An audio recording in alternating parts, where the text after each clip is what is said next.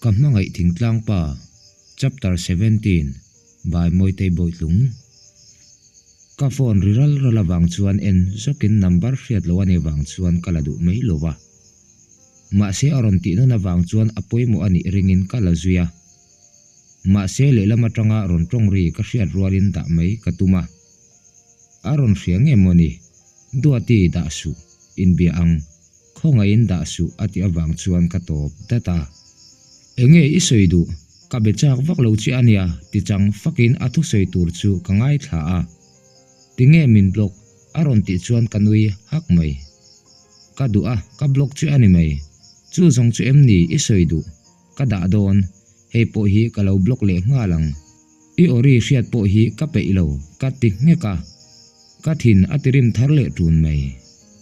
nilo khongain in bia ang da su o min blok su chu tilo chu number dagin karon beli ang che nangma awangin sim ka leile ani hi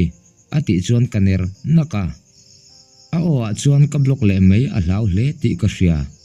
kha chen in soifia ka tumlai khan angai thadu lova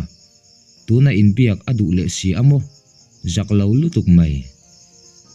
idu le le tri la sarkar jem chen te chuan leina tur inei hle angchu e ibial no mong er zet ni le lo inu puiruk thup kha biale I hlok zokang kada ka bedu lo chekati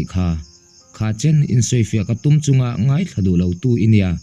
I thu soi ka ngai thlang na chan tur a om bik lo mang tha ti makin phone chu kada zuya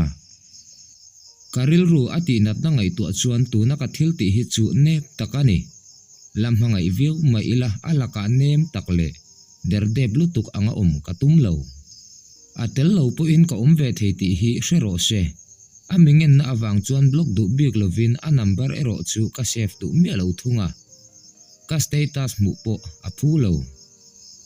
min homa la kei chuan kalam hangai reng che ania I thin rim re huna thataka kan in biak ngei ka bei sei tuna ri chuan min hori a ka hethiam che kalau ngak ve charang che nangin kei min nga ang khan ka hmangai che ti in message chu miron thona ka chiar nangin ka chang du lo thung thok laham hamin atir khan min ngai thani la hetiang din mun hi thleng lovin lim takin kan lo om thei tur min tina kherin mei chedang kha ron hroi ho lo la tuna po khan ka ngai thla thei tur che ma se engkim hi ithiam lo vekani chete talpo in min ring nila chuan lim takin kan in nei to tur ti sapin ka thu thlan haka nun tluang ka lo leng ka thian pa ka kom thar du saka chu aron aulang langa ka lo nui ngal hak mai ama hi mi thoveng lutuk ani awang hian kanel phian bok lo leng lutuk ro ti in kanui lui sanga ka chung ril lama ero sema thu soi chu ari reng thung min lam hangai ve takangem nge ni a thudik a hriat awang main kalaka in thiam lovin ka tiang thu kha aron sei jok ni ang du sakapo ka kom tha thei me ulo ani ero atong du chi ani boka atong bor rang thau achang le afiam tu tho chu kanui puile hak ku zela min chang du lovem ni kumin Christmas chu lo omro o in biak kadu kati kha lo la ho mi su o sema bokani thok la hamin ke ena dik tak chuan kan in thlen dan kha keipo in ka hethiam theilo kei ai me chedang adu thu min hril khan tun thlengin min la tina a ma se kam hangai lo pha mi alo kalangha renga ma se ti hi kan in kara om to tlat thung ni e kei chu ka mel thalova piannal takle hau sakna du omna le engkim me china an nei thin ang hi keima om velo klina lo har ngangani ange khatiang tur kha chuan min lo in mangai tir lo mei sela thatur iwa tong du lo ve iril ru ana emni du sakan aron ti chuan nui hakin I tong tui sia ka kian chi alom tong bor ro kalau ngai thavekania ti in kanui sena keima chowa tong kha anuam lo valom mi chang ve zel ro o e te lo ti ve tal la ati chuan kanui chuak hak mai ole ani ti le to la kalau ngai thale ang ti in phone chu ke en jova sema message ba ka ngai tu thei tak lo nep ka intia ma se nep lo thelovin ka mangai miau boxi chan tak tura ka inda phei chuan ka tra achuak sa tun me ani zanin chu e chawani ang ka ho photange zandanga kalau leng le meidon ani o du saka chuan ti in achuak zuya ka zui ngal vat tinge ka chaw hleinem lo omro ka tive tak nangin akut ron vain azai zui lora he pai chu o a the ani au zui du to bik lem lo chuan in chung lama ka lu san zuya kongka chu kal thate te in kamu a sema message chu chan ka chak bok nen ka chang zui tange nge a idu than na lom sem miran ngai ven du to reng su kha chen biak che tum le min ring turin ka ngen che a ka thu soi ingai thadu mi lovani kha kum khat chung ka ngak che asin tin thu dik isiat nuwa po min muturin ai zo la po iron kal du hleinem i mo ka mangai lutuk che nang ai mi pa mangai hi ka nei le to po ka ring lo ni tin ka ngak che a ka status chan che a ma se en reng si khan min chan ero itum ngai lovani kha ti in ka thona type zom le in ma sela mei chedang nen inom dun lai iron status fova ihlim zia mol min mutir thina ni khatiro kana asin khang thil te khan engtiang chen nge min ti nat ishelovang tiro nang chumi pa ini a mei cherel ru i hethiam ngai lovang kan mual tho ma zia shereng chungin ka mangai em chi awangin ka in hia la area ka nang nge po in karil ru isria anilom ni ma se min ring chuang lo ni e ke chu ka mel thalova ke ma a du omna le moina aom ve miau lova ke aya tha thlan mei kha a tha zo ka lom tiro ti in mi tui parol treu chung chuan ka type mola ka thon rolina sina miron chang ngal mei lo min chan dan tur angai tu po anima na karil ru ana e mani ka ti sual ti ka hria ma se engkim siam that le ka du meri kha chu ka tho pui mei ani kha aron ti chuan ka tho chuak hama eng ma ka sei du to lo atok to nat non le ka du lo ka tuar chuak tre to e khongai takin min ron pe to lo ram ro karil ru tina thar tur chuan eng maron sei to su ti in phone chu ka da zuya kamit tui bok chu aron tla le ta moi moyan hun her dang lam theila nang ne na bultran thaturin ma se arem lo nang ne na len dun hi tia lo sei kha adik zia chu aron lang chho zel ni main ka ria kan mangai berte kan nei thei ngai lo van ti chu alo dik ni main ka ria engema boina hi an nei nge thin pakhat zokin a mangai viau lain pakhat eroin alo mangai tok lo wang alo ni fo ani hi ka be sei na nei lai kha chuan kan hlim ve thin tu na ero eng ma be sei tur ka nei to lo ka be sei na chu chem bova amei alte po ti mi ani to a eng chuak le tur chon rei tak ha angai to ang katana par lo tur katana par tir tumin ka huana ka sengluta ma se a par lo na mun tura par na chuan rei lo te amin voice anin abo hlenta ani kamut hil thei melo wang chuan kalet kuala a message la ka endu to che box si lo ma seril ru akam tun reng tho si ka ngai to na lama ka lu te hi ana ut to mai Christmas om turin min du amo nilo ka om to lawang ani ne na in hu a khang athu sei te kha ngai thale tur chuan ka du to lo atlai to tun ari chuan ani nei ri lo hi ka du zok olsam taka ngai dam le mai ka du lo kata neng chen chi ange a huam ti ka hriat ma chu alaka eng be sei nama ka pe hek lowang adu a achua ka lom ka chua ti reng hleinem ama ngein a huan du lova pal hung na pona achua san chu apal hung na lon liamin aron lut le mai turani akal chu angam chuan aron lu le dan tur chu anna ani to kein ka huan pona kal chu va hruai le turin theina ka nei lo mi in an lo chhar to a anei tu dik tak bula let le atomani chuan ama in ma almei tura kangai chuta po in chirna dik tak nen nge ani turani ka in ngai tu areng ta ka chuan ka hriat lo karin ka lo mu hil ve ta hra ma zinga mit builu kin kala thau zui ni man anuam lo le don hle mai kar aral le a keipo kapa ngai chho ve tel bok kanun haru em chin po abo tran to bok nen kalim le thei viau to mai morning sema message chu a om le wang to a ka chang me lo chungin message minon thon a thul du lova minon thon deu reng zel a ol viau emoni chan lo reng chu a moi lo ti in ka chang ve maya ba ka reng peron lengin thil a sei fia bok nen ka thin rim lutuk po are deu ka zungbun le thipei an zon reizia an sei phe ka chu ka nui ve lo theilo kha meri po kha aron jin pui mei thu an seya dot an sei lo ti ka ria hetiang lama hi chuan an ni thian ho hi ka ring hlel lo dot an sei ngai ka hre miau lova thu dik po usang pui ngei na lo hril ti ka ria usang pui ka huat na po are pha ka ti lo theilo engwanga thu dik lo sei nge ani ang kalaka ain thiam lo nge ni anga semelaka jok eng po chu ni se thu dik alo sei hrim chu kalom thung vo in chu ka chol dona in bia ang miang sema bokani run lui ka chak bok nen kan in bia ka reng hi kalo ti zawa tum muk emoji hi aron thona tinge min hial khan hi hriat ema do ti min ngai dam to la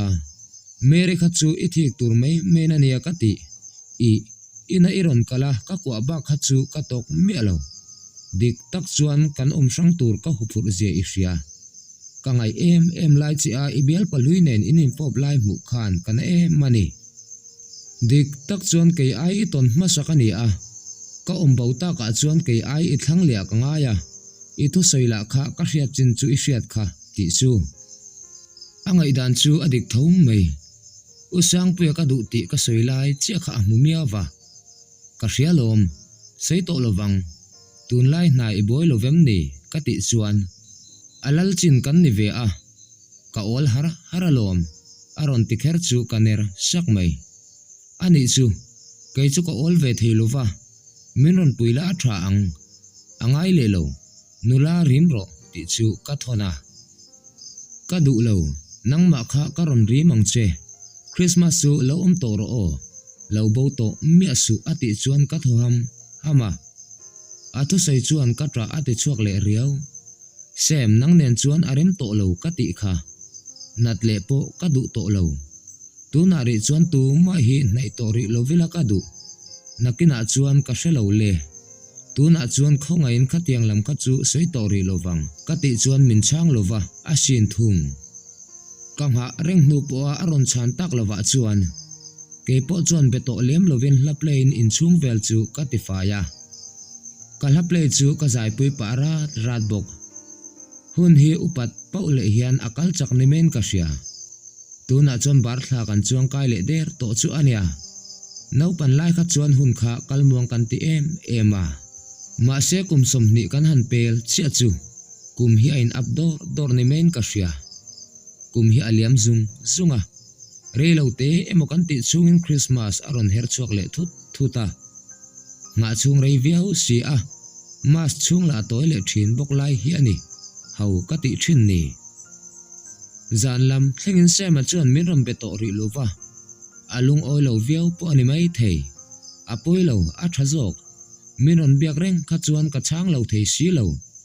alaka nep ti ka hlo mai valpuya te hole manu ne ta chu anron lenga enge an hriat ni tinge samuel chu ngai dam ve meila thil ti sual thei vek kan ni a nang po in then chu idu tak takem ni an ti chuan ka en kara chu tiang ka soilo hun ka du ka ti me ni kha voi ni ka ti sual to a alaka tlom takin ka soi chung point ka tiang kha thleng ti in hriat kha in ton velo wangin in hre thiam lo po aniang tu na chuan hlo thon na li rin ka khat to a na tua reng tur chuan ka hrisel na po hian atlin to lo min ngak turin ka ti me ani ti in ka changa i mangai ani lom ni anon ti chuan kanui saka mangai lutuk tlat chu wang chuan lom ka ti sual ni me lova ngai dam dil tuma kalau nga trang biak katum reng ni ma se ka mangai nau o chuan a kau el zo lo vani kha chuta po la be dong lovin aron ho hun ka nga ka ma se enge karon huin ria a thian me ma ni se khati laya kanat zia kha kala thei hil theilo ti in mei chu ka chom tha a sei turan tha to bik lo nge an ngoi thapa tiro u spicy chum liang u kan chum lo na re to em mei kum thum na ni to kan in mukha to riau mei an ti awang chom poisa chu tho ve in kim buya ta chu an chuak zuya mei cheu chuan a chum na tur tui kan lo chuang sa a Samuel chu ka khungai ro e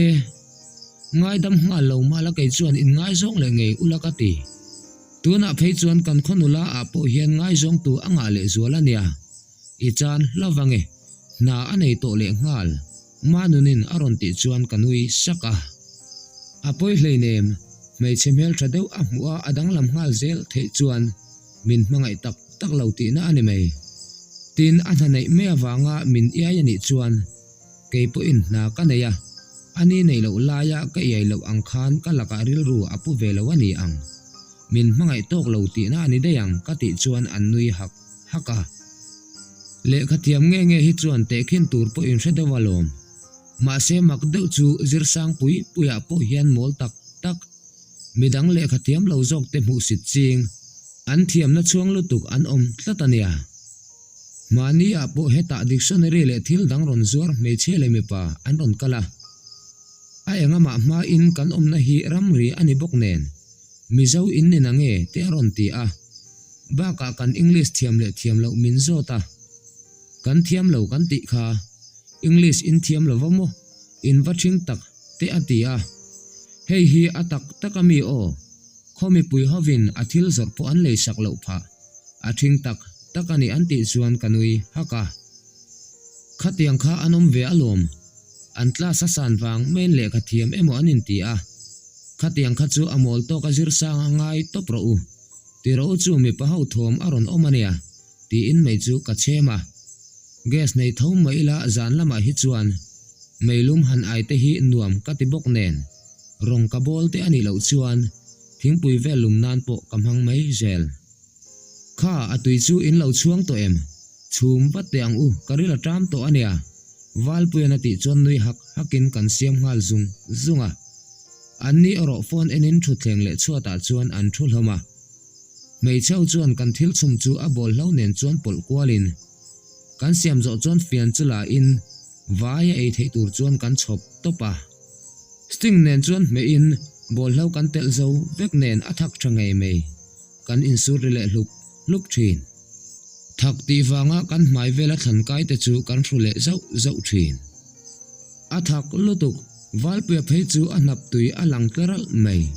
nui hak hlomin ei zo lo oi ombok nen kan ei lui ngara atop lama phei chuan mi pahau chu kham makin mei che pathum te chuan kan ei luya atopa chuan si hlom le narping bek chuan kan ei zo thei sha ma spicy hi chu pumlam tina lem lo hian ka chunga hian athak topa athat ve na takni in ka ria kan ei zo ta ka chuan seng felin mi pahau ero chuat daya chuan an mupheng phung mai an wahan buai thlak thei tak semala chuan min ron bedu to lova biak ma sakla ka tum der lo adu chen min belo sela